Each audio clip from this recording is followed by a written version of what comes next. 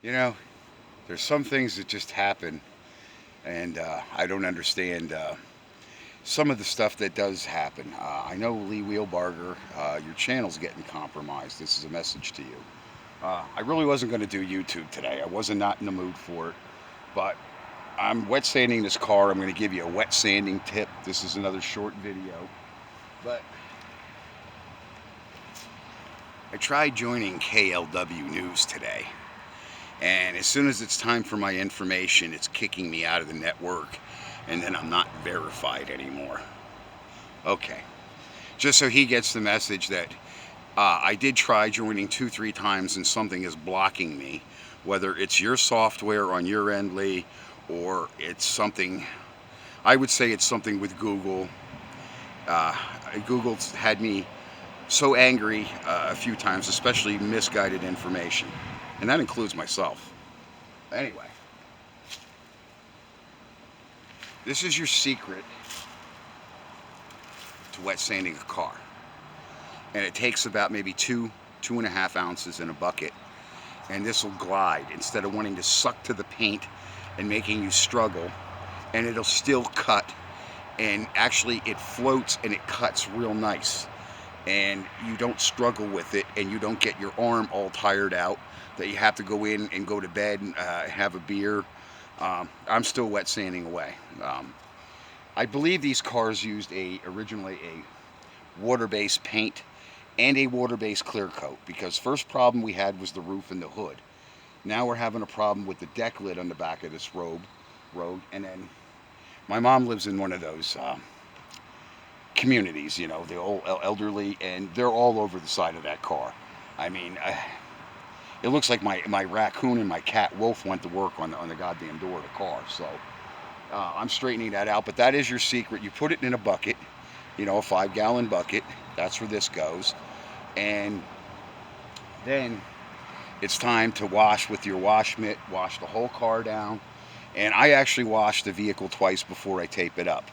But I'm having a problem now, even when I'm sticking tape to certain areas, it's wanting to pull that clear coat away, the original clear coat. Um, I don't want to give it back to her with another problem. I'm probably going to have to call and explain, and she's probably going to rave like a lunatic again, but maybe I'll get away with it. I don't know. But I know the UV is eating the shit out of that original clear coat. The bumper was repainted because a truck tried to kill me one day in the Tractor Supply parking lot. I was digging in my briefcase. I took it out of the back of the car and I put it on the seat, and I opened my briefcase. I had a list of stuff I wanted to get at Tractor Supply.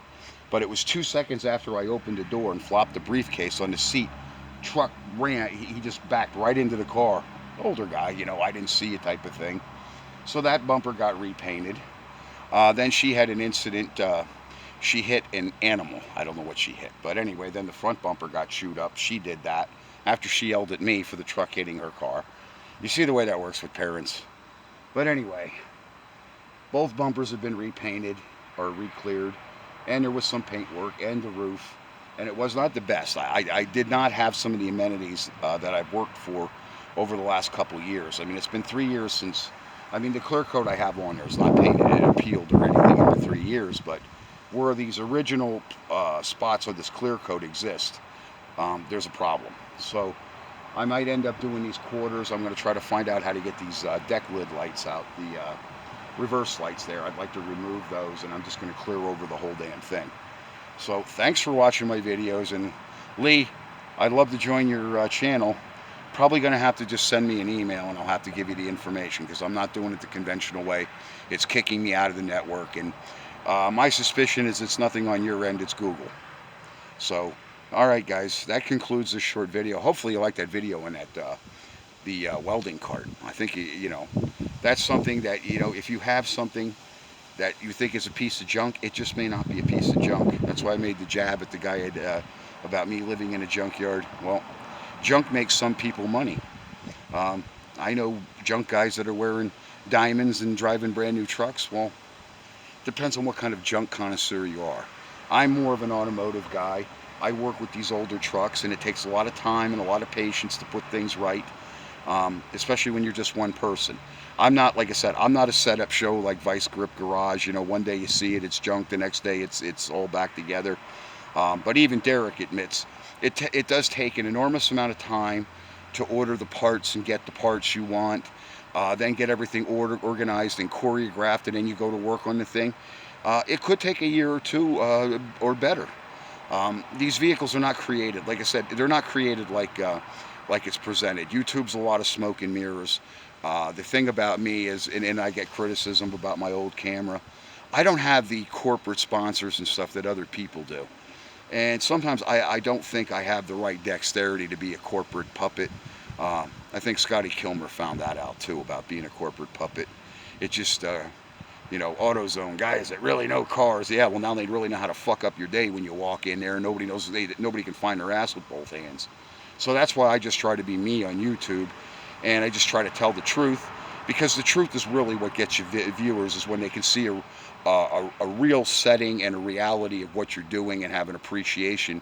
Because if you're going to undertake something for yourself, that's part of what these videos are about. Some of it takes an enormous amount of time.